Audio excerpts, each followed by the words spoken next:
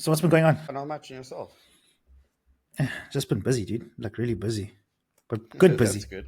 Busy is That's good. always good. Keeps. Yeah, of course. Yeah, yeah. How's prep going? Prep's going well. Thanks for having me on your podcast. Been enjoying watching them. Oh, thanks, brother. Appreciate it, man. No Yeah, problem. dude. So with regards to No. the op, what actually happened was at the beginning of the year, just before the show I did in the UK, I had this like burning sensation down my neck and through my hand. I had pins and needles and everything. I decided I was like, "Fuck, let me push through." I couldn't weight train the last. I think it was like the last 2 weeks or something. So I was doing two cardio sessions a day to make up for the weight training session, and then I tried my luck for like the last 3 days to try and train, and it just inflamed it even worse. And yeah, so my pictures just before the show. That's also why I kept quiet about it. Is you could see the massive difference. Like the whole like left side, the whole right side was like what I usually look like, conditioned, everything like that. And then the left side, you could see it was like atrophied. It was smoother than the right. Inflamed and all that, yeah. Yeah. But I was like, fuck it, man. I'm still gonna just have a go at this. So took a couple of vials of dexamethasone with me just to like try and Yeah. get through the pain. But yeah, the judges that side were like, you got a great physique and everything, but the problem is we can see that there's something wrong on your left hand side. So obviously we can't award you for that. So I was just like, No, I of totally course. understand. Yeah. I must say that the experience was much, much better than this side. Hey, like everything was on time. They were punctual with everything. Like they just knew everything, what was going on. They had the tanning section and everybody was on a time schedule for tanning thing. So my tanning was 20 past 4. If I had Yeah. missed it, I wasn't You're going to get a out. tan. There's no coming back tomorrow. No, nothing. Yeah. Out.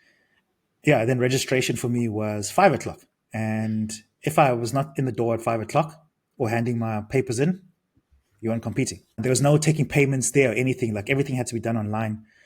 About a month before the show, they sent us a video of basically this lady was like walking through, showing us this is where you're going to go from standing outside the venue from the parking lot, walking us like this is where you're going to go. This is the route you're going to go for your tanning. This is the route you're going to go for your registration. This is where the athletes backstage is going to be, the pump up section, everything.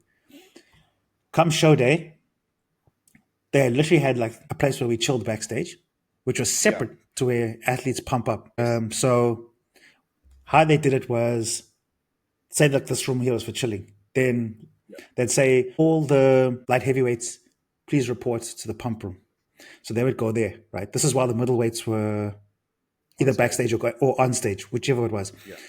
Then from there, the light heavyweights would go backstage while they were finishing up there. Then they'd call us as heavyweights to please report to the pump room. And then while we were pumping up there, as the light heavyweights go on stage, we come on. And the Yes. cool thing was like if there was less than, I think it was less than 6 in a lineup, they weren't doing individual pose routines. So that was really, really cool. It was good. So speaking of that, when I went to the Arnolds in 2020, Ohio, I went first as a coach in 2017, but then I went as an athlete in 2020 under Yeah. Andrew. And speaking of exactly the same thing, weigh-in registration, there was no payments done on the day. If you didn't pay beforehand, you weren't allowed into that registration area. And I still remember Steve Weinberg being there and doing all our weights and measurements because back Yeah. then I was deciding should I do classics or should I do mainstream bodybuilding. So Yeah. I was doing like my weight. I didn't even check my weight because I even said to Andrew at the time, I'm not even going to worry about weight. We're just going to go see where my weight falls. Because if I stress about weight, I stress. Yeah. So I've learned to just leave the scale. So I get there and Steve's like, you 6 kgs overweight. I said, well, that's fine. I'm just going to do mainstream bodybuilding. So that's fine. When we got to because we had Jan Tanner as our tanning situation, they didn't care if you're girls or boys. You all tanned in the same area. If you Yes. tan naked, that's your choice. Then you go to this big area holding cell where no one can see you guys except for the athletes. And they had these huge fans on you, blowing on you to like obviously dry you quicker. Like I'm saying, like, C-Bum's gym with that big fan, one of those Yeah. fans. Yeah. So it's like drying you. If you missed your tan, you disqualified straight Yes. because we had tanning slots. Light heavyweights, middleweights, all had tanning slots. If you missed those slots, you're out from there. Then when you were backstage, just like you've just explained, we had a holding cell where we chilled, and that's where we were actually chilling. I was backstage, and at the same time, the pros were getting ready to do their pre-judging. So Big Ramy, Dexter Jackson, all just chilling backstage, lying on the floor, and I was like, "This is unreal." Then you go, they call you. They have 3 calls: glaze, pump up, line. If you're not in the line by the 3rd call, you're out. They disqualify you straight. It's very organized, very strict, very to the thing. And someone in our lineup actually missed it, and he was like begging. He's like, "Sorry, but the line's here. You weren't in our last call. You're out." Same Yeah, thing. Pump up. Then when you go through, you wait, and then you go on stage. It's very organized, very on time. Like I still remember being on stage at 10 o'clock in the morning, and at 10 o'clock, when it hit 10 o'clock, I was on stage. yeah, dude. For me, it was the pro qualifier and the pro show, and everything was done by like 4:20. It was crazy, and that was starting at 9 o'clock. Can you imagine? Yo, yo. I didn't fuck about, dude. No, they don't talk about, especially they. Yeah, yeah. So after that, I mean, I spent some time with family in the UK, and then I came back, and then I decided to go and get a nerve conduction test because I thought it was a nerve issue because obviously the tingling sensation in my Yeah. hand and then also the numbness and whatnot. The neurosurgeon said to me that no, your nerves are perfectly fine. Something else wrong. So he suspected that was something in my like a pinched nerve in my spine or something of the sort. So he recommended that I do this laser therapy stuff. So I tried it, and it subsided the pain for like a couple of hours, but it would just come back. And then after a while, I was just like, nah, something's very wrong here. Let me go get an MRI done. So went and got an MRI, and saw that my C5 and C6 were pinched. C5 and C6, Oh, yeah, were pinched. So I was like, cool. We got a second and third opinion, and both of them said that I need the surgery. So I was like, okay, cool. So booked the surgery, everything for Discovery to tell me that they're not paying for shit because my plan doesn't cover it. oh, Fair enough, it's my own fault because I've taken it for granted that every year I've just kept the same medical plan. I haven't bothered to like check if there's been any changes or whatever because like when I went for my operation in 2019, they covered everything. And this was for the hernia op. Then I was like, fuck, what else can we do? So I tried to plead with the doctor to write it as a PMB, which is a prime medical benefit, which means that the surgery is needed for you to work, that kind of thing. And obviously, they weren't very helpful. Neither was his secretary. So I decided, like, let me go the public sector route because I thought at least, so I was like, okay, that's fine. I'll just upgrade my medical plan. And then I got told, no, you can't upgrade your medical plan until that time of the year where they allow you to do upgrades. You can downgrade as many times as you like, but you can't but you can't upgrade only upgrade. once per year. Yes. Okay. And that time only comes in November. Yeah. So I was like, fuck, what am I going to do now? So my broker told me that I can upgrade it and then wait till next year to do the surgery. And I was like, fuck, okay, that's fine. But the problem is I'm worried that the longer I leave it, the higher the chances of the atrophy becoming permanent. So I decided, okay, we'll go public sector. And things went pretty quick. It was pretty efficient. I mean, it wasn't one of those, like, people make it sound like it's this like terrible thing where you're standing in like a, what's the name? The Home Queue. Affairs line or something like that. Yeah. Yeah. They make it sound like it's that, but it wasn't. It was quick. People were actually pretty friendly and quite nice. Then when I went in, I wasn't aware of the fact that in public sector, admission means that you're going into hospital, but it doesn't necessarily mean that you're getting your surgery done. So you're gonna lie about there until it's your turn. And I was like, fuck, I can't lie about you. I've got exams. How am I gonna explain to work that I'm just lying here and doing nothing? And then obviously clients with competitions and all that kind of stuff I get Yeah. there. So I was just like, fuck. I spoke to the doctor and I said, like, what's the best thing we can do? So she said to me that she'll give me a pass out, then I'll come back on the 6th of November. I asked her though, if I come back on the 6th of November, will my surgery be done on that day or possibly the next day or something of the sort, And they said they're not sure yet. It all depends on the emergency cases.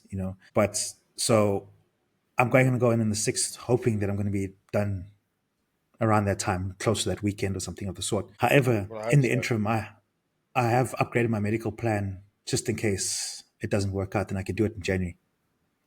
But like my Okay. biggest stress is the atrophy that You comes have with this thing. upgraded though. Yes. Yeah. Definitely.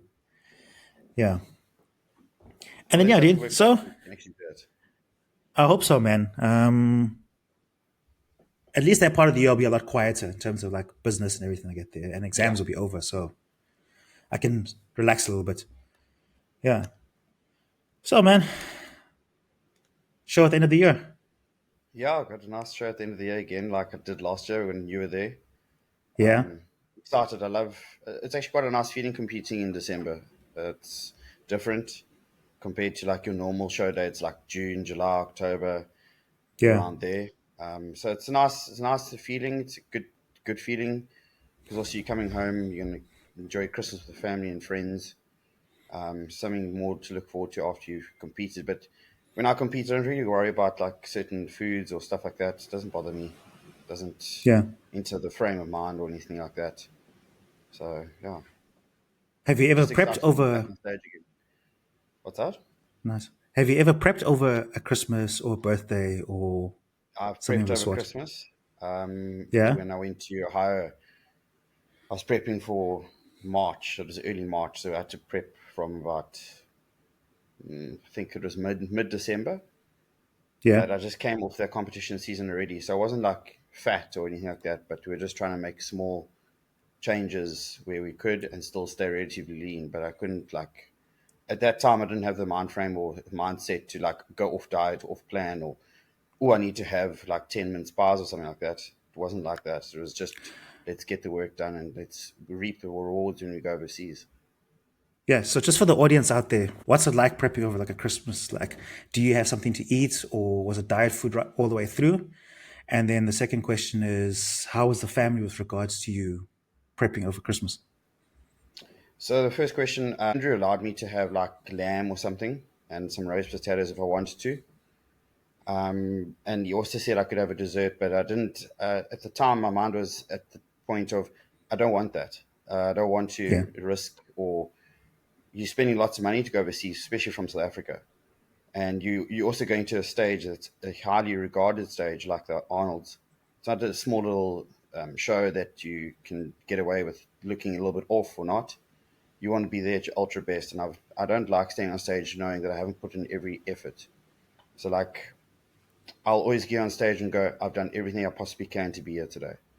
So like during that time period, I had like a little bit of lamb that was just on Christmas lunch. And about 2 hours later, I had a pre-workout meal. I went and trained legs because I'm fortunate enough to work in a gym that I've got keys to go train on like Christmas Day, New Year's Day, where the gym's closed. So I'm very beneficial for that for me, and I really appreciate where I work because of that. Like on a Saturday, we do 2 sessions. Like in the morning and the afternoon, I do 2 sessions. I'll go train by myself at like 4 o'clock on a Saturday. Then, with regards to the family over Christmas, my mom and dad are very understanding. So is my sister, and my mom is probably my biggest support system when it comes to competing. So she'll always try and make sure that I'm comfortable or feeling okay or something like that. My dad just, like he's an old school era man, so he's the type that doesn't understand fully everything, but he understands the backgrounds and he almost curbs the negativity away from me where it comes to things. So like he'll make sure that there's no negativity around me. They always try to accommodate that I've always got a positive feeling around myself. Okay, awesome, man. That's great. Yeah, it's something that I've noticed is your family is always very supportive of you, what you do. Especially when I met your sister, the fact that she was like there in 2019, Yeah. screaming and shouting for you and being the loudest in the room for you. It's amazing. So, okay, let's start from the beginning. All right. Okay. Where did Matt grow up and how did he get into bodybuilding? So I grew up I'm still in the same town. I grew up in East London, based in the Eastern Cape. It's a little small town, probably 3 hours away from PE, which is Gqeberha now, and probably we 6 hours away from where you are. So that's Durban area. Um, I grew up and went to a school called Selborne College and Selborne Primary from grade 1 to matric. I was a huge sport fan, so I've always grown up watching cricket, rugby, soccer, motor racing, and like I've loved sport from day one. Like I'll be the person to be outside with dirty feet, running around, kicking a ball, diving in mud, trying to pretend I'm a Springbok rugby player. and just having fun. Just, yeah, that's basically me in a nutshell when I was a Did you child. actively play any sports at school? So at school, I played from grade one, or probably from primary school, I played rugby and cricket, mainly as my mainstream sports. Then in grade 8, 9, I played cricket and squash, and then obviously rugby. But in grade 10, I had a serious injury in pole where I got a huge head connection where I was concussed and I was out for a bit. And it took about 6 to 7 weeks of the concussion to come down. And I went back and played a game, and they said to me, if you have another head knock, you're going to have to choose either stopping playing rugby or suffer later on in life a brain incident. And it was a very hard decision at the time because I love rugby. Like, I'm a huge rugby fan. I Yeah. support the Sharks through and through. So I wish I was actually born in Durban so I could actually watch some of the Sharks. I'm the type of person that'll watch rugby from morning to night. Like yesterday, I watched rugby from about 1:30 to about 9, all the URC games. And I sat and I thought, you know what, it's not worth it. It's not worth getting brain injuries. And I went and played a game and got some minor knock on the head. And that's when I thought, you know what, it's time. And from about grade 10, I stopped playing rugby. Okay. Grade 10. I mean, you're still very young and very passionate about something. Where, how did you manage to at that age, draw the logic to think down that route instead of being like, no, this is all I want. I'm definitely going to make it. You know how you think as a teen, you know? Yeah. So, how did you manage to logically sit down and convince yourself that the cleverest thing for me to do is to walk away? Well, early on in my school career, I had to decide where I had to stay back a year. So the teacher came to my parents and said, you know, he's not good at reading and at writing. He's going to suffer later on, but let him make the decision and speak to him in a way where he'll understand, okay, this is the way forward. And I decided then, as a person, let me stay back in grade 3, stay back 1 year just to make sure I could cope with school. So I really had that type of mindset then. Yeah. Then later on, when the doctors and that sat and spoke to me, I drew on that and thought, you know what, it's not worth it. I also watched a rugby program, which part of SA Rugby Legends, where they were dealing with heavy sports injuries back then. And they weren't injuries like they are now today, where the contact and the importance of schoolboy rugby is so much higher as it is now. So like I watched then and I saw like a guy 22 in a wheelchair, half brain damage because of a head knock. Like, I Yeah. don't want to be that type of person being in a wheelchair. So like I just thought to myself, you know what, it's not worth it. I still love the game. I'll still be part of the game. I was at that time I was working at Border Rugby, which is called BRU here. It's no longer our stadium anymore because it's now turned into a soccer stadium. But I was actually a ball boy, and I used to be a ball boy from when I was age 9 to 18, and I used to be part of the rugby scene then. I used to just love it. Just used to love being around that type of environment. Okay. All right, man. That's pretty impressive. And then, where did the bodybuilding come into this? Were you already weight training when you were playing rugby? So I was very, very, very small at school and very like still am short. But I went and said to my dad, I want to go to gym. I want to try to get a bit bigger and stronger and fitter for rugby. Wait, what My age were dad you said, at this point? 14. I was 14 14. years Okay. old. Okay. Yeah. So I went to this local gym here called Active Attitude, which is no longer. It's known as Edge Gym now. But I went there and I walked in and I said, this is awesome. So I started my first session with this guy called Thomas. He was one of the instructors. And Was he also jacked? no, he wasn't actually. He wasn't jacked like you, don't worry. He was actually a spinning instructor, but he was a very cool guy. And he got me into the gym and he did my 3 first orientations to show me around the gym. And let me tell you, I've never felt pain like I've ever felt like that before. And when I was in my second session, I looked around this gym and it was like nearly peak hours, like 4 o'clock.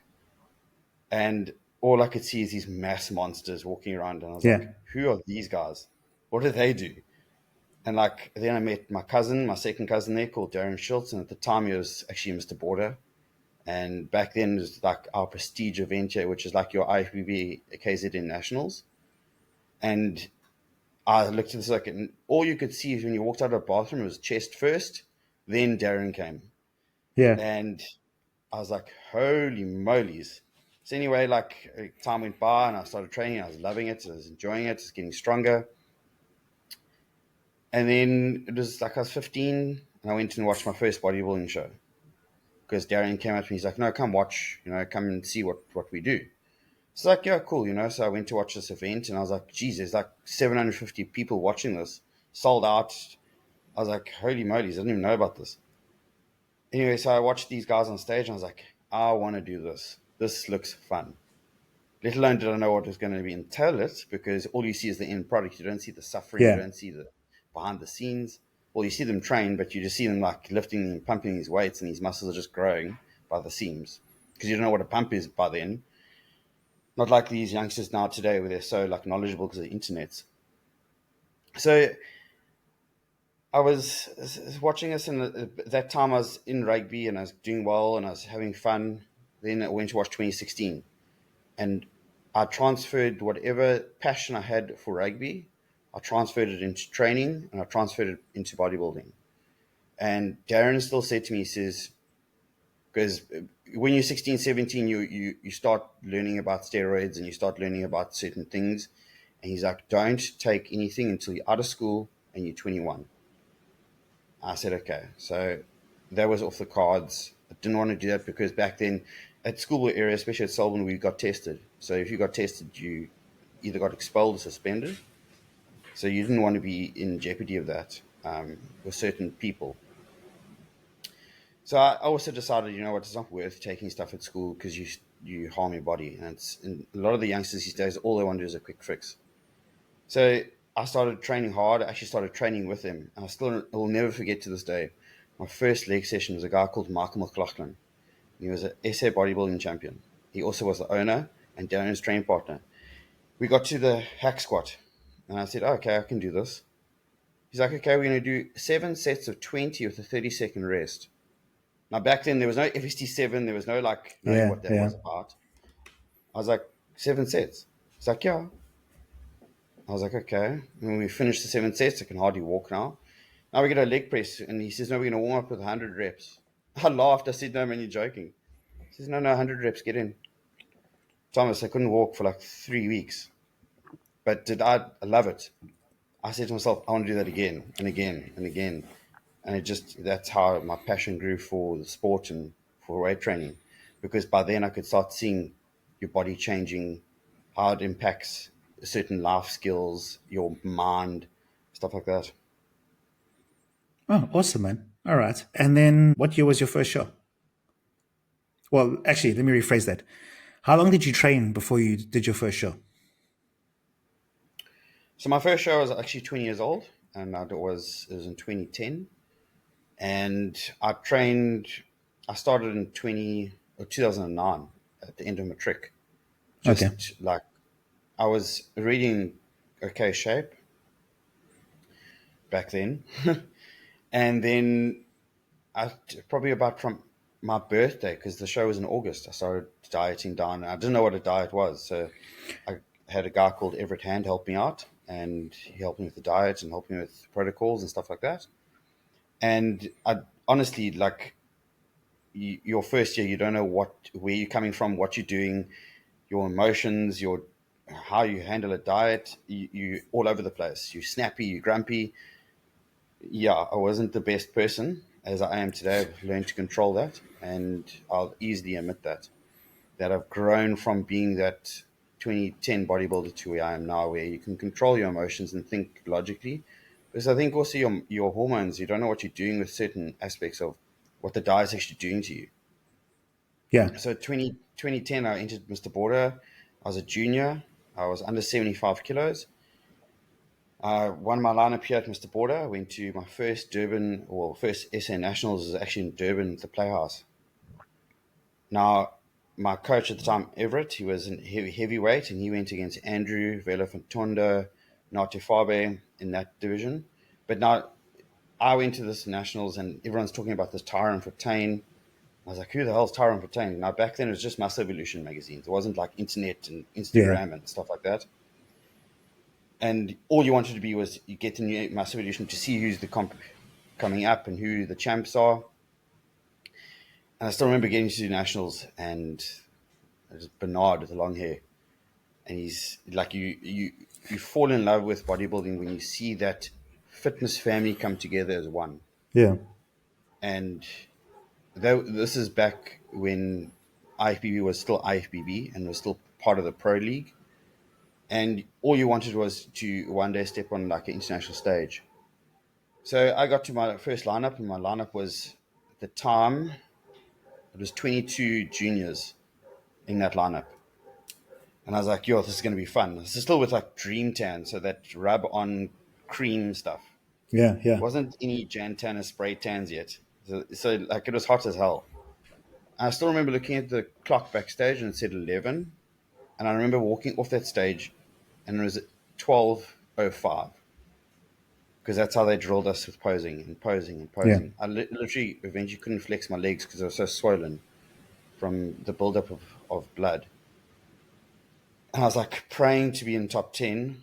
So they whittled down to top 10. I was in the top 10. And then they said, okay, on Saturday, we'll put a notice on the board who's in the top 6.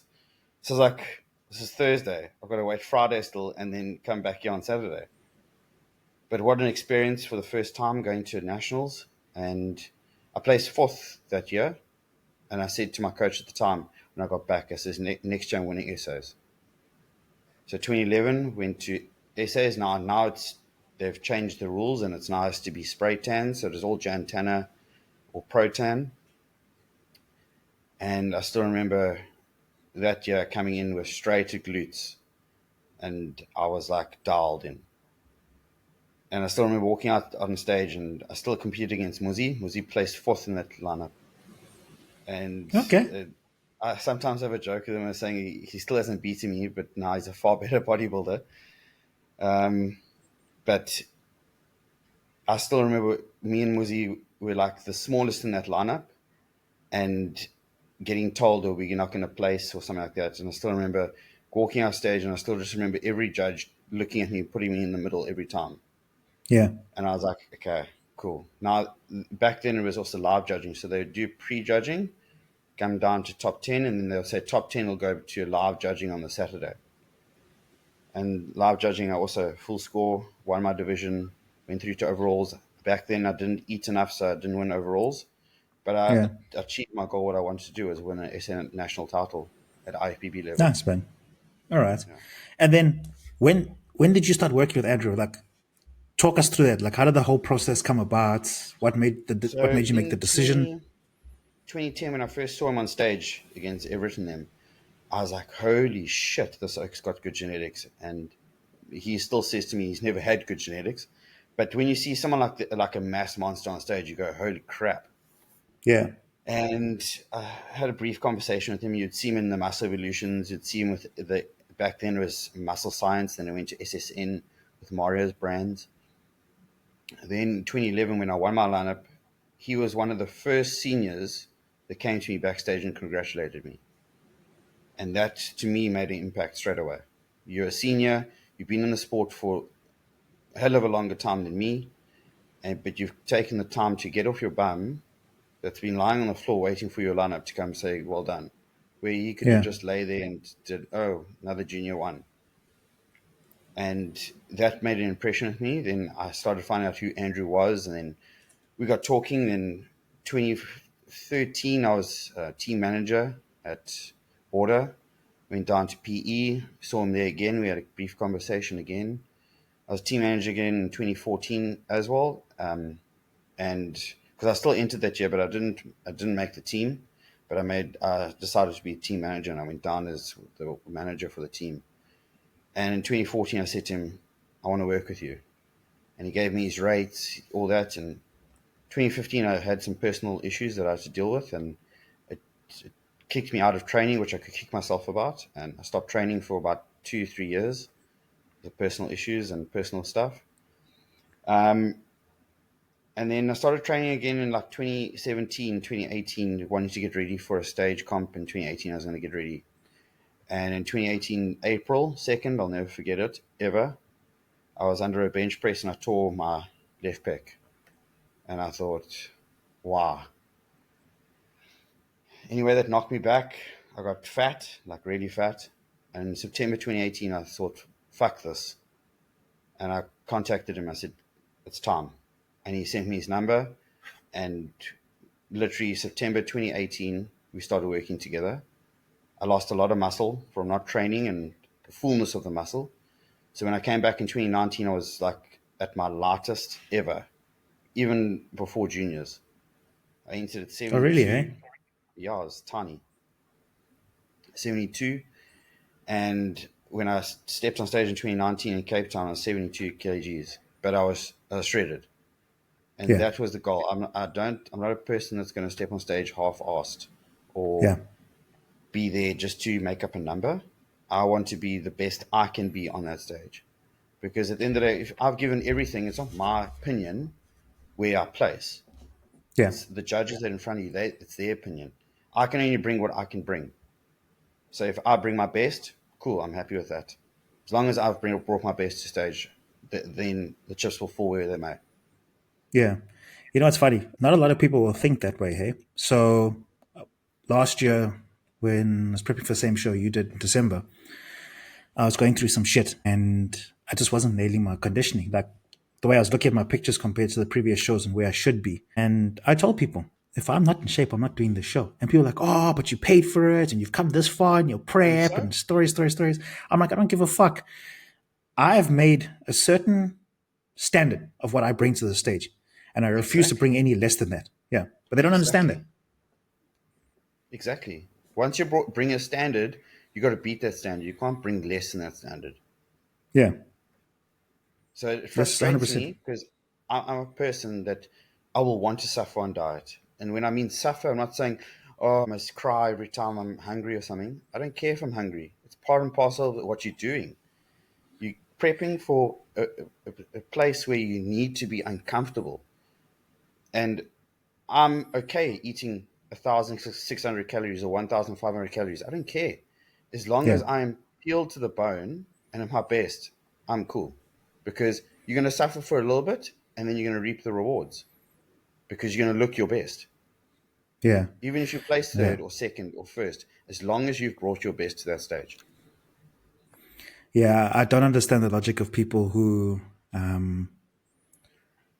let's just say, enjoy their off season a little too much, you know, and then comes to prep time, they're busy posting Instagram videos of them crying because they've got to eat fucking swamp moss. But it's like it's self-inflicted. You know what I mean? Like it's your own fault. Like, dude, you I saw a video. I'm fucking stressed about eating just a fucking chocolate. 100%, man. I remember telling you, just eat the damn thing. It's not going to change anything. You know? Yeah. Or like they go on this like 16-week prep of like no carbs whatsoever. Then they post this video of them eating this like small piece of sweet potato and crying about it. Like, oh, this is the first time I've had carbs in like months. It's like self-inflicted. Self-inflicted. Yeah. So what? But it's weird because when people send me these videos, I don't realize what's actually going on. I just look at the plate of food and I'm like, fuck, if I had to eat that shit, I'd also be crying on social media. Just like how bad they make their food. It's no like presentation, nothing. Fuck all, bro. Like I said, it looks like swamp moss, you know, the way it looks. It's like they just went to the side of the river there and just like scratched the stuff off the rock and put it on a plate. Yeah. I can't. My worst is like how people, they have to have their coach up their bum all the time. I'm not that person. Yeah. Give me the plan, leave me. I'll see you when I need to have another check-in. If it's 2 months, 3 months, cool. Whatever you've written there, I will follow to the T. Don't tell me, you know, I hate when people are crying about because their coach is doing this or their coach isn't doing that. At the end of the day, your coach gives you a plan. You got to execute it. If you don't execute 100%. the plan, then your coach is actually going to lose interest in you. No, of course. The other thing I don't like is, okay, all due respect, let's just say, because you and I are both coaches, right? If somebody comes and asks me my prices and what I do and whatever, then they say, oh, I'm too expensive. Then they go to you and they find that you're cheaper, all right, and they sign up with you. Respect. I got no problem with that whatsoever. This is where I get the shits. They come back to me after signing up with you and asking me, what do I think of your diet? And I fucking hate that because like they should be talking to you about the diet and talking to you about certain things. They shouldn't be coming asking me after you've signed up with that coach. I hate this thing, and Correct. I always tell people this that if you want to come and work with me, just make sure you've closed the doors somewhere else. Because I don't Yeah. want, as much as like this is a competitive thing, I still want to have the respect of other coaches in this game. So I don't want to be stepping on anybody's or make it seem like I've been stepping on other people's toes due to clients' dishonesty. You know what I mean? I know what you mean. Also, it's Yeah, because like what baffles me is they're not trusting the process of what you're doing because correct. everyone's got their own way of doing things and their own way of protocols. My Yeah, protocols are different to yours. Andrew's yeah, are completely different to someone else's. Like we 100%. were backstage last year and we were discussing our carb ups. It was you, me, Bro, CS, Dio, and we all had different carb ups. You were yeah, eating. I think I remember you eating like your cream of rice, which is like I think what's it called? You make your cheap cream of rice. I think the it's the mealy name meal. of I it. use the mealy meal, bro. Yeah, And I'm like, no, dude, I can't eat that. I was having this, and like Dio was having sushi, and I was like, wait, I was also having that. So like yeah, everyone is different, and that's the thing with a coach. He recognizes every body type is different, and yeah, everyone works differently with different foods. I can't eat steak like you can. yeah, I work better off chicken. yeah, If I eat fish, I fall through my ass. Like I get very lean, but my muscle just goes. So I've yeah, got to eat like chicken or sometimes add in beef twice a week, stuff like that. So yeah, everyone is different, and that's what people don't understand. Like a coach has got this magic fix. There's no magic yeah, pill, magic fix. We just a coach. We learn off what your body is doing, and we go from there. There's no magic pill, 100%. and everyone thinks. I hate when someone says to you, "You are lucky." Why am I lucky? I train. I do 60 minutes of cardio a day, and I train an hour and a half a day. Now I'm lucky. Yeah. No, no. You're just lazy because you just want to eat McDonald's and take as much juice as you want. Yes, of course. The boys and I actually spoke about it in one of the episodes of the podcast about like Yeah, I remember that. people's lack of accountability. I think it was They the first one, once, you and Julian. yeah, they were And what's his name? Tyron. tired. Yeah, Yeah, they lack the accountability, and they want all the rewards without the benefit. I mean, without the work. correct. And unfortunately, it doesn't work that way, man. It doesn't work Mm-mm. that way. No. And I mean, like, even if you had to sit us all down between Tyron, Julian, myself, and Baya, you'll see all four of our coaches have us doing different things. You know? Exactly. Yeah. You got to This is the trust thing. what you're doing with your coach. There's 19 Mr. Olympias. That's 19 different diets, 19 different training programs, and 19 different protocols. Correct. Yeah. So there is no winning Now, formula. There is no, I'm going to give you full no, heats diet and everything, and you're going to look like him tomorrow. It's never going to work. you will not. You will not. Yeah. Here's another thing I was watching. I was actually watching the Jay Cutler cast. It's called Cutler Yeah. Cast. I watch it in the Yeah. mornings when I do cardio. And I was watching one. I'm still busy watching it. It's like a 2.5 hour podcast. I won't lie. It's one with him and Ronnie Rambod. It's his latest one. And he Yeah. was Okay, discussing cool. his 2008 to 2009 coming back and how Honey changed because he was the Crisacito all the time, Yes. Jay. And when Honey took over, you're talking about closing the door. Jay had to close the door and trust Honey. And he did. Yeah. If you don't trust your coach, your body's not going to move in that direction. Honey made him eat more, whole foods.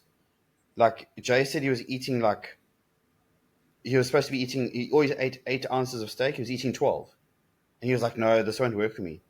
He got bigger, tighter, fuller, and he looked like a 3D bodybuilder when he came back in 2009 because Yes. Hani has a different protocol of how to do things compared to Chris. And Hani thought, you know what, your body actually can take more because he does Correct. a full off season with you, sees what your body can do. If it can't take lots of carbs or calories, then he knows this guy can't take as many carbs or calories. He's full blown. Look at Yeah. Samson.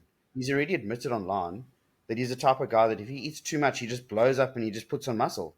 So you Yes. can't just do that. No, 100%. And then just for people out there, that doesn't mean because one coach couldn't nail it that they're not as good as the other coach. Because it's For also sure. client's Big mindset misconception. and how you gel with a coach also plays a big role in how their Very, protocols respond. very, very You know, correct. that's Yeah, the kind of thing. very And correct. it's actually a conversation I had with Andrew before I went to Jack for a while, was that I said to him, oh, he just said to me, Thomas, just know one thing. When you go to a different coach, their whole design, their nutrition plan, training plan, PED plan, and stuff like that, it could be the Mr. Olympia winning formula. But if you don't get your head right, it's never going to work.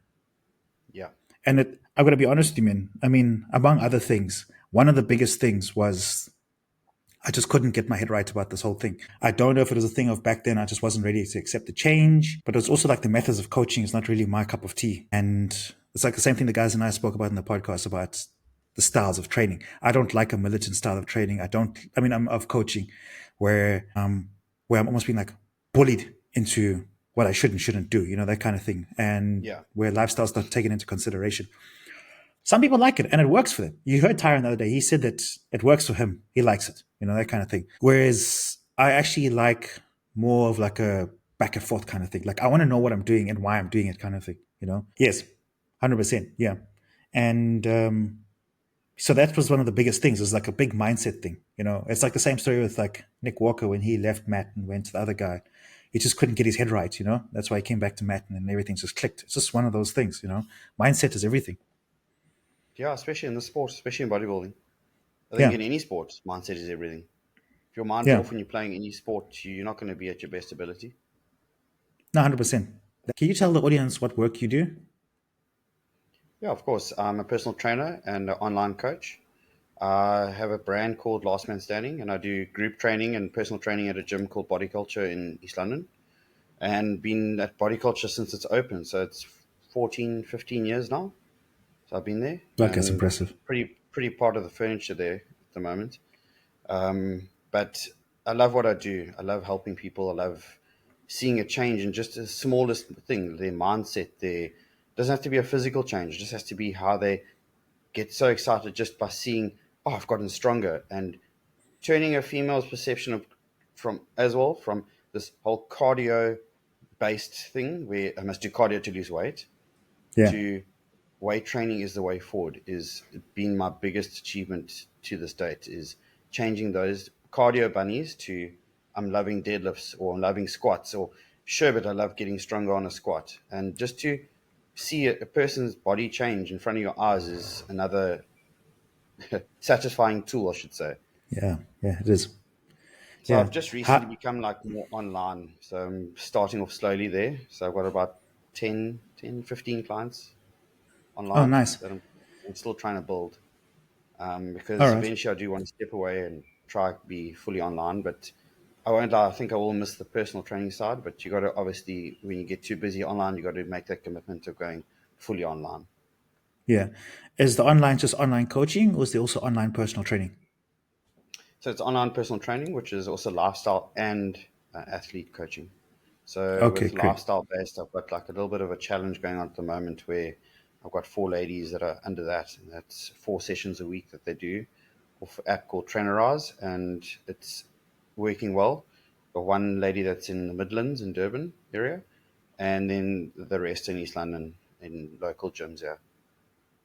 Okay, great, man. That's excellent. Um, uh, do you want to get into your nutrition and stuff? Are you okay talking about that?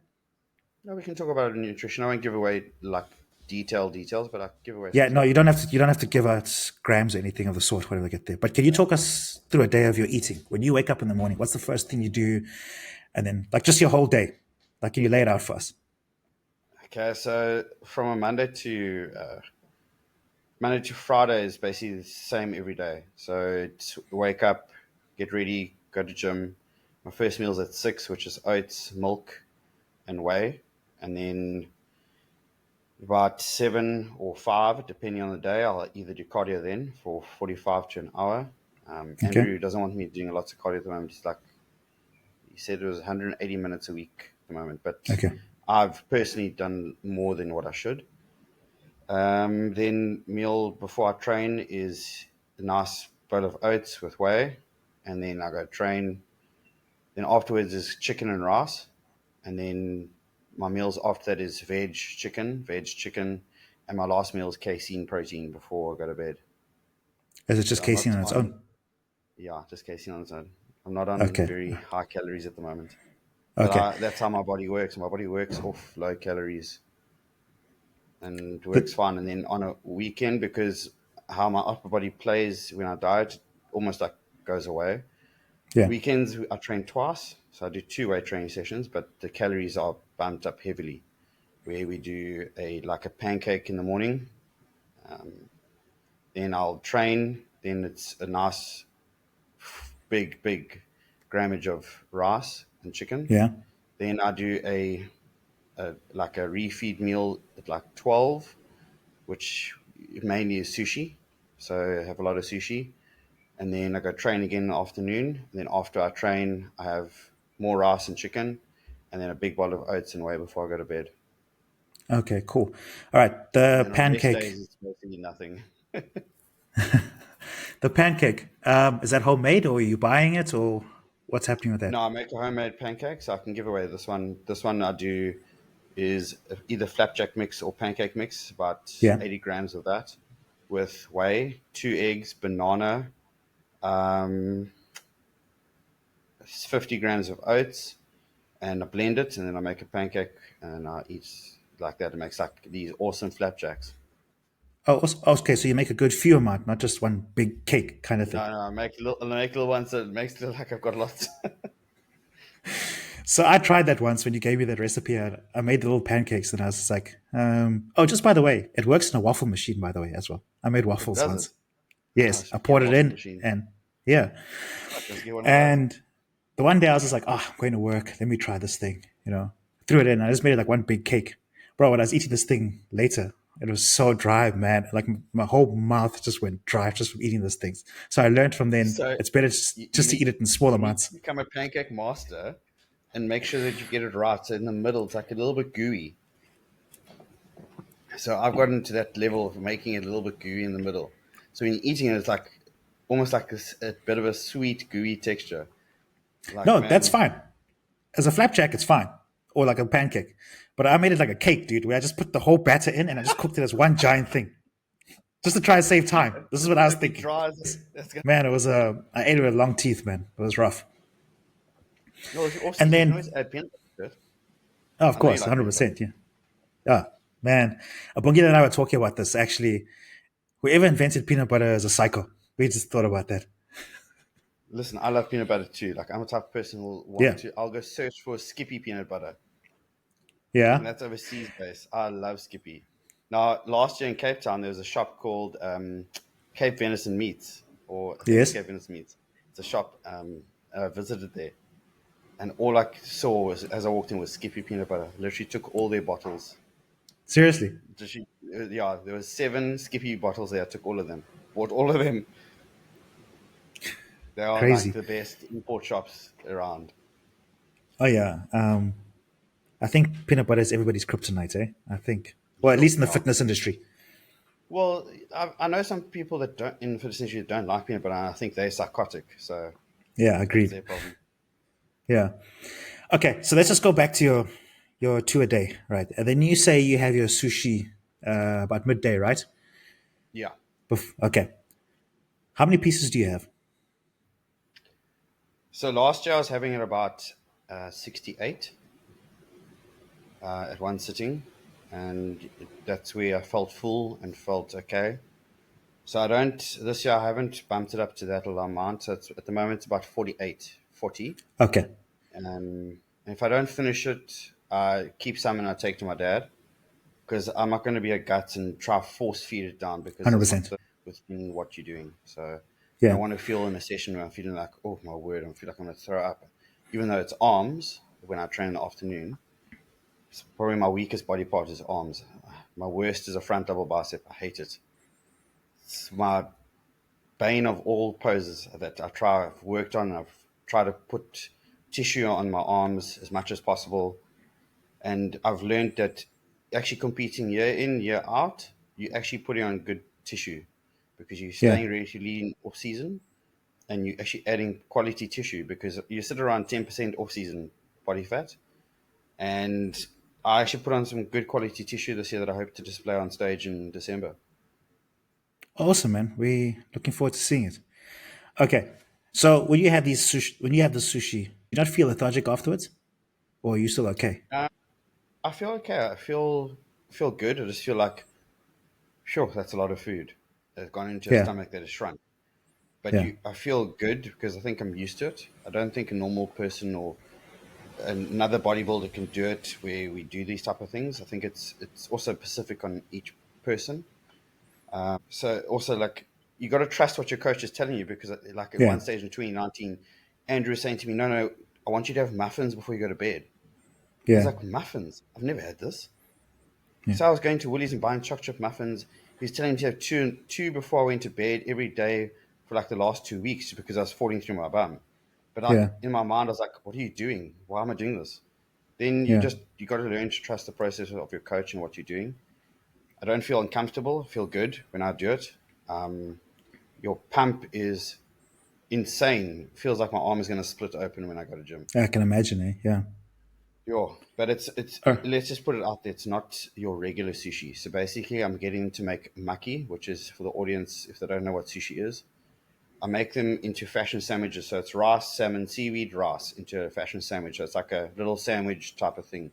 yeah. So it's not your doesn't have your fats on it, doesn't have your mayo on it, all your nice things, just like that. So yes, I have ginger, I have wasabi, but I don't have Yeah. the soy sauce or anything. I'm the type of person that likes to, or I'll structure everything the same each day of the week now. So I won't be chopping and changing foods just Mm. because of gut. I don't want to upset my gut area. So like I'll have chicken from now on. I won't be changing to like a beef or having, because you know how Andrew is. We've got options. We can either change to having, instead of rice, you have oven baked chips or sweet potato Yeah. or English muffins or something like that. I'm a type of person who'll have, my gut will have rice now for the rest of the time. It won't chop and Yeah. change. So generally what I do as well, like on my preps, like from the 12-week out mark, I'll take out a lot of my variety and keep it like maybe three options of each. And then the 8-week mark, one will come out. And the Yes. 6-week mark, everything comes out and I just keep the one, which is obviously, as you Yes. know, the cream of rice, pineapple and venison right through. That's it until I the know show day that. type thing. Yeah. That's your specialty. And then there's the thing is that like you see now you get to have like a cheat meal during prep, and I try to explain to people that it's not always the case with everybody. Like, No. you know, I have no cheat meals during prep. Like I know you have, CS has, Dio has like I think fucking Deer three a has, week, man. 3 a week or yeah, something he like that. There. does. She's insane. Genetic freak.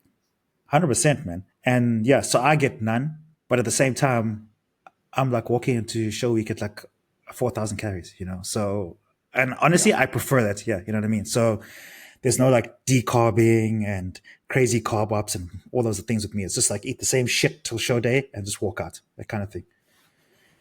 So I remember as well, like, I don't mind doing a decarb, but my decarb is only 3 days. So like it's Yeah. over the weekend. So I don't suffer on my feet Yes. working with clients. Yeah. And I've also like, just so the audience knows, like I've been seeing, I'll openly admit it, I've learned to go see a therapist, and you learn a lot about how important your mind is when you see Yeah. someone and talk to someone. And the mental wellness these days and health is so important, especially regarding like what we do in our sport. Because let's be honest, we don't have the best of days. Sometimes we've got days where you are sure, but we doubt ourselves, or yes, we're on the top of the world. And just by going to see someone, my mind, my body, and my spirit is all connected into one this year, where I feel better mentally, I feel stronger mentally, I feel good. Yes, I still got my doubts and my normal human aspects of Yeah. feeling like shit sometimes, but I've learned that that is such an important thing. And like my therapist even said, you need to take time. If you don't feel right on the day, don't worry about what your clients think. If you need to take time off, you take time off. You don't suffer through that. Yeah. And I'm going to do something different this year, which I'll probably say to my clients that I'm not going to work the last week. And that's my decision, because sometimes you deserve that. I've worked the whole year, not just on myself, on my clients. And I push my clients to their limits. I don't just sit back and relax. And whenever I'm on diet, I'm always scared, like, flip, am I dropping the ball with my clients? My protocol is boring? I always make sure that my work and they are always on top of everything Yeah. before me. And I always put them before my diet, my training, making sure that they are sorted, making sure that I'm never behind the ball, never boring, never like, ooh, people are going to leave me because I'm boring. I always Yeah. make sure that, okay, like, let me give me 100% to them all the time. So Yeah. this time I'm probably going to take that week off before I compete, just to chill. And like I was saying, like last year, 3 days of decarb, and then I started carving up from like the Tuesday before the show, and like That's mine's a crazy. general, like a gradual carb up. It's not like slap bang straight into 4,000 calories. It like goes up Yeah. each day slowly, and that's how I work, and my body fills up better like that. Yeah. That's great, man. And then, oh yeah, don't you feel though when you doing prep and you're training your clients and you're saying that you try and give it your 100%, don't you feel that when you see them happy, doesn't it like give you some sort of energy to like just keep going throughout the day? Yes, it gives you energy. No, it gives me energy. Like I might Yeah. feel an hour before I train that certain client or a certain person, oh, I don't have the energy to have this client today.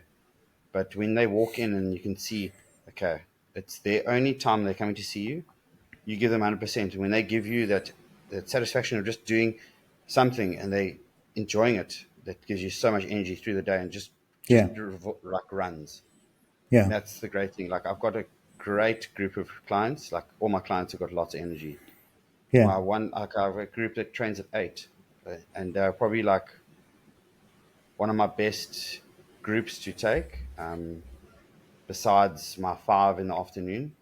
My 5 in the afternoon are like military ladies. They want to come in there and train, and because they obviously come from work, they've got all their stresses, but they are there to like show up and really push the boundaries. Where my 8 o'clock ladies are more like your housewives and mommies that are just dropped off school kids and stuff like that. And Yeah. they're just like a clique of good ladies that just have fun from the moment they get there to the moment they leave. They make you laugh, they make you smile. You look forward to training people like that, because they just their aura of energy and gives you enough energy for the rest of the day. Awesome, man. That's great. And then, oh yeah, just want to put something out there, even for the audience. There's absolutely nothing wrong with seeing a therapist. There's no shame in it. I do it as No, well. no, It's I recommend it for anybody that's not in a good headspace to go and see a therapist. It's fucking good for you. Like in terms I of agree. like with regards to like your whole like your overall aspect of your life, work, training if you're Yeah, into it, family life, everything like that. It's just great to go and speak to somebody and figure shit out for yourself. It's great. it is. It is. I agree with Yeah. that. And There's no then shame in seeing someone. Everyone thinks like there's a shameful thing, but it's not. yeah, it's a strange thing because when people, Yeah, I used to miss who was it? I had a client, and I told her that please can we move our appointment an hour later? It was for online coaching stuff and whatever like that because I got to see my therapist and whatever. And she came to me, she's like, it's fucking amazing that you're actually going to see a therapist, and it takes a lot for a man to admit that. And I'm like, all right, whatever. But again, I'm also one of those because dudes. I'll it's not just manly. yeah, 100%. But I'm also one of those dudes that'll just say whatever and not give a fuck. So yeah, I know that. I know yeah. that. So that's If you one ever, thing. if you Like ever yeah, so for the audience, if you ever want to know where you stand with Thomas, he'll tell you straight away where you stand. yeah, people are learning that slowly but surely. Yeah. So we're prepping for the big one at the end of the year. Are you gonna win it? That's my plan too. I got redemption to happen. Yeah. Yeah. But like I say, like I'm bring my best, and at the end of the day, whatever happens on show day happens. I can't control what those judges are going to do. 100%. I'm Yeah. just very proud of myself because I know that I'm beating that person in the mirror daily. That's good, man. Yeah. From what I've seen already with your pictures and whatnot, you're already miles ahead of what you were last year at this time. So it's fucking Yeah. amazing. Yeah. I'm looking forward to Yeah, seeing what you bring. I haven't sent you. I'll send you later the ones from Friday, and you'll see Okay. like even just my physique has changed in the way it's gotten thicker Yeah. and it's a lot tighter. Like I've always been a person that battled with my midsection, and now my midsection is like I don't know, just because I took the time this off season to do abs religiously, and when I say religiously, I did hanging leg raises probably every second day, four Okay. sets of 20, and that's made the difference to my abdominal area where Really, eh? it's yeah that's all I've done. I haven't done any fancy things now that I've slowly added in like rope crunches and stuff like that, Yeah. but off season is definitely the thing where you improve. And people think, 100%. oh, off season it's great, it's time to eat cake, and I'm like, It's no. holiday mode. Yeah. No, no. There's a friend of mine, what does he say? He also competes and he's like, no, off season is off season. And by off, I mean off, off. It was brilliant when he said Sounds like that. Lee Priest. Yeah, pretty much. Okay. So um, I have to ask, right? Do you think people have false expectations in the sport? Yeah, they do. Okay. A lot of them do. They think they are this they're the next big thing, and they Yeah. haven't put the time and effort into it, and they haven't actually done the consistency of year in year out of trying to better themselves. And then when they don't get their first place, they walk off stage, throw their medal in their bag, and say, "I'm done with this because it's not coming easy enough." And everyone thinks that the sport is going to give you it easily when it's not. No one here is a full Heath. Um, I've the last time I actually won a lineup was in 2011. So I've not quit because I know what the sport gives, and I know that you can't control who's going to be next to you on stage. I can't Yeah. say who's going to be next to me. And yes, at that moment he might be a bit better or bigger or something like that, or whatever the judges are looking for on the day. But at the end of the day, like I say, like it is you versus you. You've got to make sure that you are competing against yourself and beating that person. Yeah. Because I'm not going to step on stage slightly off. I'm not going to be a person that's going to get on stage and go, "Ooh, okay, probably about 3 weeks behind, but I'll do it." Just for the sake of chasing a trophy or chasing a medal. Yeah. No, I've seen it time and time again. It's ridiculous, and I'm not one to hop from federation to federation. So I'm purely NPC. Before that, I was IFPB, but that was when it wasn't this divide and split. Why I'm NPC is because I like something that's going to link you to the Pro League and link you to what everyone watches, which is the Olympia. Yeah. Everyone wants to look like an Olympian, but they want to go compete at other federations and then Yeah. bash federations because, oh, we're better than you because of this, or we're better than you because of that. And the expectation of everyone's got on themselves is if you're going to want to be the best, you must work to be the best. 100%. Why do you think they have false expectations? Do you think it's got to do with the changes they are seeing in the mirror and all of a sudden they think they're that good? Or do you think it's got to do with the hype men they have at the gym or people around them? It's the hype men they got around them. And like I've also learned, keep your circle very small Yeah. because people will hype you up, but meanwhile they're just adding salt to something that they're just talking behind your back. "Oh, you're looking so great. Keep going." And in your mind, you're going, "Oh, I'm looking great. Maybe I should slow down." Fuck Hmm. that. Because you're telling me I'm looking great, I'm going to push harder now. I'm going Yeah. to get harder. I'm going to get better. People are looking for clout these days. "Oh, look at me. I train 6 hours a day." Yeah. If you can train 6 hours a day, you're eating, fuck, I don't know what you're eating because I can't do that. Yeah. 100%. So it's a lot to do with clout at the end of the day, also the hype of people around you, and a lot of it's got to do with your social media. Ooh, look at this guy! Look how good he is on social media. When he steps on stage next to you, he looks like shit. Yeah. And you go, 100%. "Is it the same guy from Instagram?" Oh, Then yeah. oh wait, I forgot you've filtered 3,000 times on your photo. Yeah, definitely must say it's one thing that I have noticed is like, so you'll have somebody that will win a show on the weekend, and maybe they're the only person in the lineup, or I guess say they got lucky and they won it. Then the Monday morning they walk into the gym with this big fucking head, like they've like won the Olympia or some shit, like get there, and then they think like they're the shit now. All of a sudden the whole attitude changes and everything, and it's hilarious, man, because they'll walk around the gym and be like, they ask for your advice, but they don't really fucking want your advice. They just like want to kind of like see if you know what's going on in their lives, kind of thing, which I think is absolutely hilarious. And so, like, not to blow my own horn, but a lot of people have always said to me that it's strange that I walk into gym on a Monday morning and carry on like it's just another day in the office. I never come in with this whole, I won the weekend and blah, blah, blah, this and that. I'm like the same person whether I'm first or last. And I'm like, oh, well, fuck, it's just a show. I mean, yes, it's lovely and I've won it or whatever, but my accolades are not to like show in front of other people. No. Yeah. Because that's when you're going to fall very hard, very fast. Correct. And even like when I do prep, like you said, my circle's very small. And it's quite funny because like Royston, I just want to get him on the podcast. He said he can never fucking tell whether I'm preppy or not because I look the same all year round. I mean, it's a lovely compliment, but it's good because then it keeps the people stop asking me questions. Yeah. Exactly.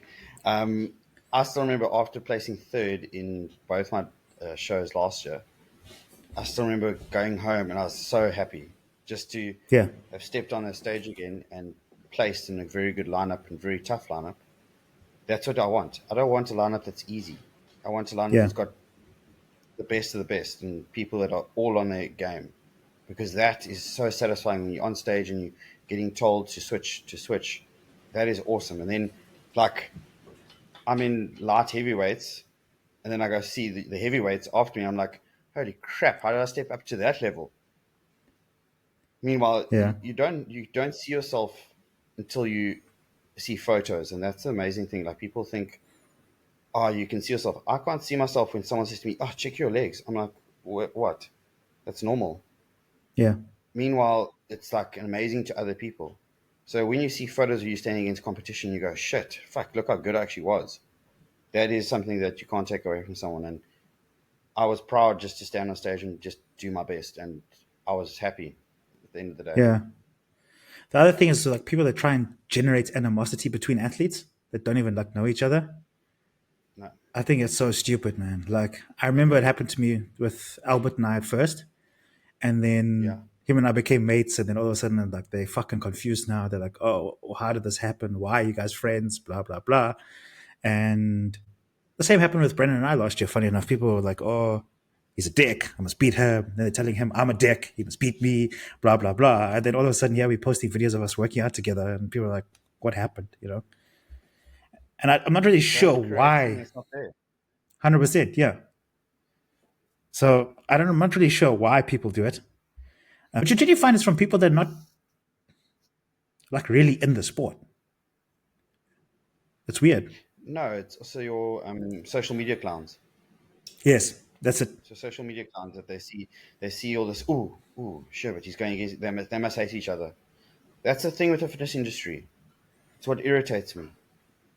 You walk into a pump-up room or backstage like last year, no one had any beef with anyone. Yeah. We were all sitting around talking because you know what? At the end of the day, we all were there. We all prepped. We all suffered. Yeah. You know what? It's like a big fitness coming together and displaying what you've worked for. And people don't realize and they go, ooh, they must hate each other because, ooh, he's going against this guy. Yeah. No. At the end of the day, I knew no one in my lineup. I made friends there.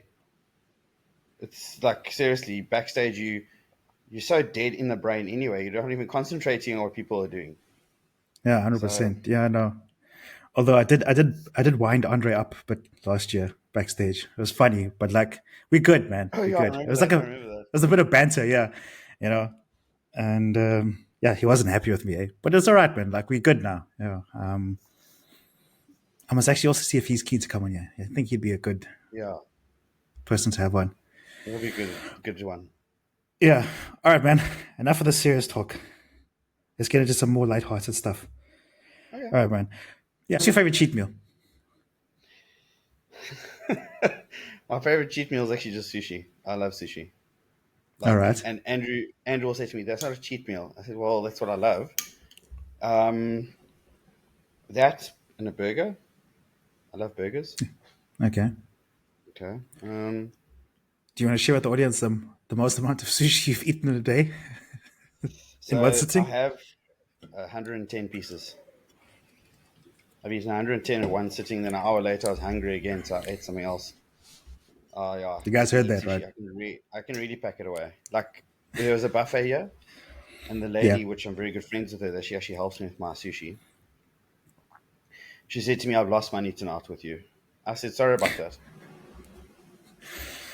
Shame, So man. like Yeah. cheat meals, I'll enjoy a burger. I do enjoy sweet stuff. Like I'm big into my sweet stuff, but I love peanut butter on a bagel, peanut butter on just about anything. Yeah. Um, I can't really What handle sweet stuff you pizza. like? Sweet stuff like, funny enough, I love cookies. Okay. So Nice. anything cookie. Yeah. So like, I love my Oreos. Hey, not anything Love cookie, bro. There's kids watching this too. No, I'm joking. not that type of cookie. Cookies that you can eat that come in a packet you can open, or sometimes maybe. Is that what they call it these days? All right. Yeah, that's what they do call it. But yeah, I love cookies. I love there's especially in December. I love a thing called a peppermint fridge tart. Love Okay. that. I'm sure the audience know what that is. It's caramel, cream, biscuits, peppermint. That to me, I could eat the whole. I actually have to stop myself because I can literally eat the whole tray. Fucking crazy, man. Yeah, Favorite I movie can eat and series? series. Big Bang is number one. I can watch Big Okay. Bang every day of the week, any time of the week. I've probably watched it about 26 times. Favorite movie? Sure, that's a bit of a hard one. To me, I like good action. So, like Equalizer, John Wick. I like the Transformers. Uh, right now, I sit and watch sport because it turns my mind off, or I watch Big Bang. So, when I'm on prep, Big Bang will be going in the background. I'll be scrolling through Instagram or Facebook or something like that. Um, but yeah, that's generally what I like watching. Okay, cool. I'm All not right. a love is blind type of person.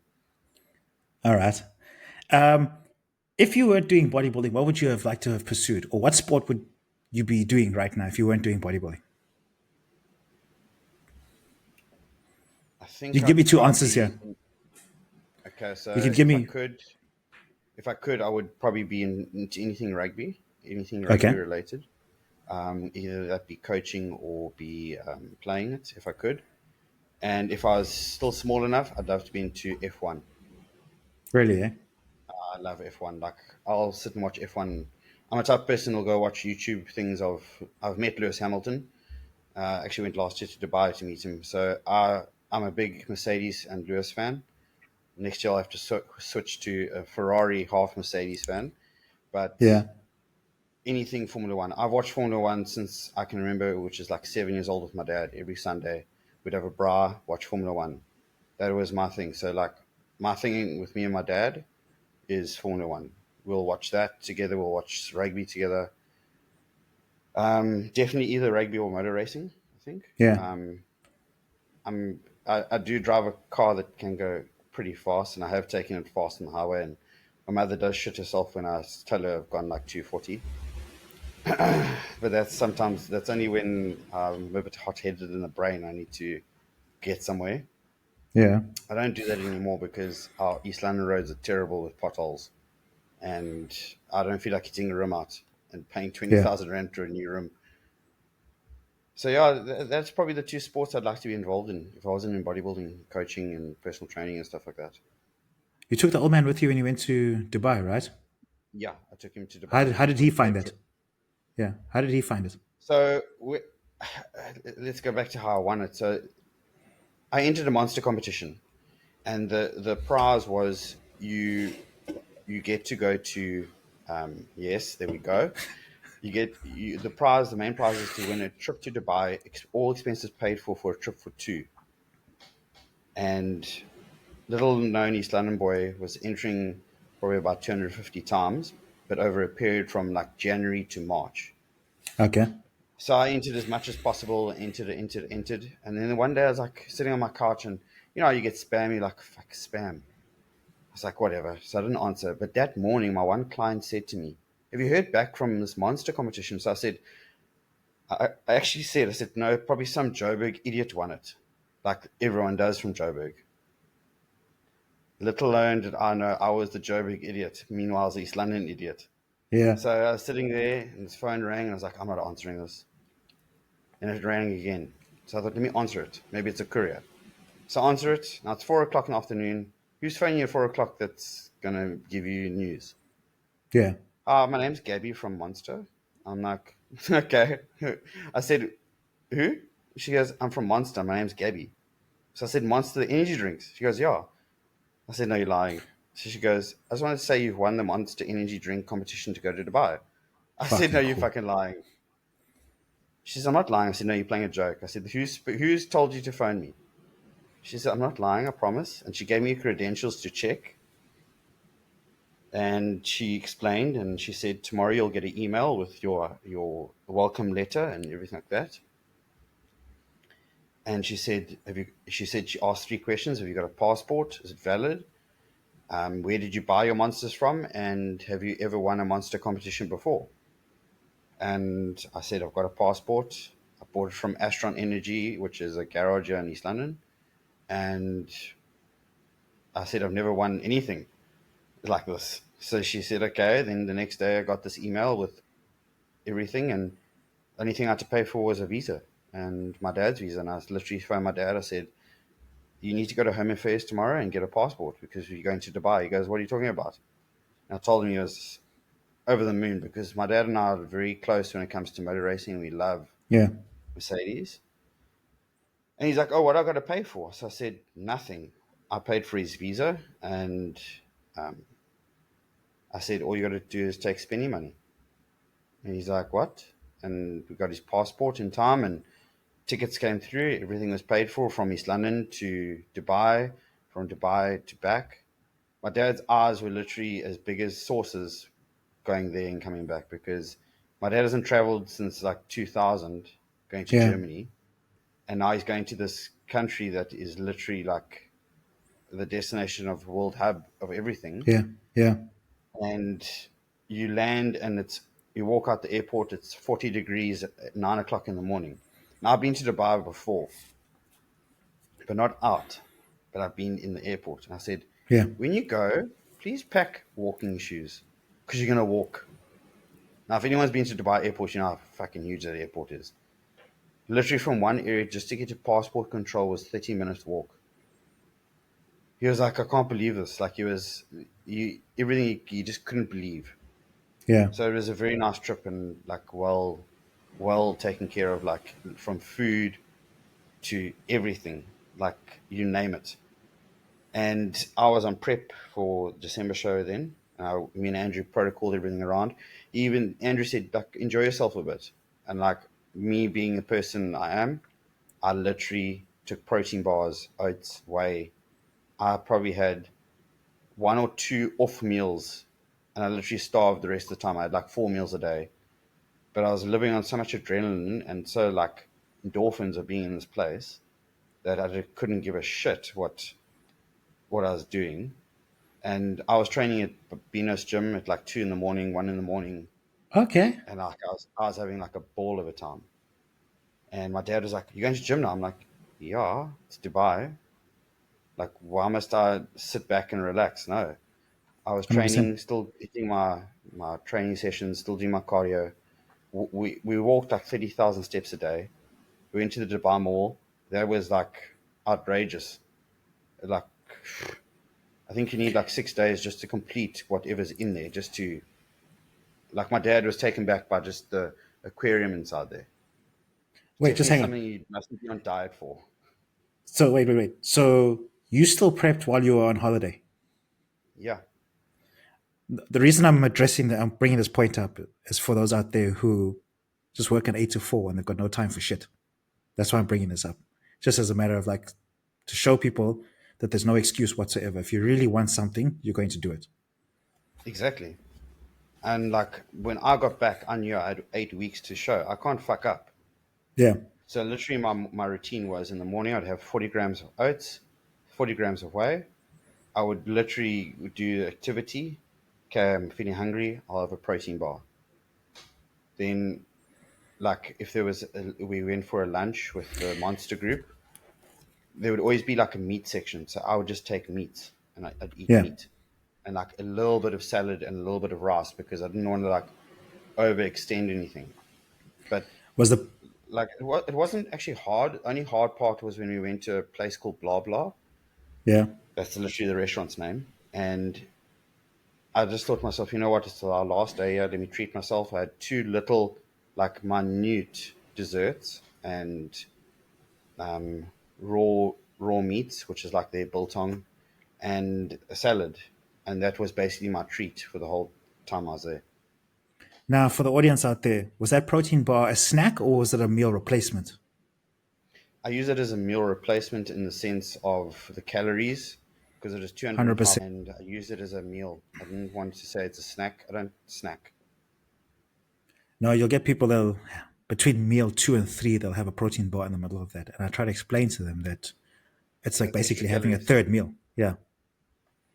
It's extra calories They don't on your understand that. plan. So Yeah. I'm supposed to eat, let's say, 1,800. I'm going to extend it to 2,000. Correct. No, that's stupid. Yeah. And then they're like, I can't lose weight. Oh, I'm not seeing results. It must be the coach. 100%. Yeah. All right, man. Well, thank you for coming on. It was awesome having you. And I actually look forward to Thanks seeing for the having rest me. of your Thanks. journey in this prep. It's been awesome to be here. Yeah, man. Hopefully we'll have you back soon. Don't worry, you will. Thanks, brother. Appreciate Of it, man. course. Sweet, man. Thanks, Tom.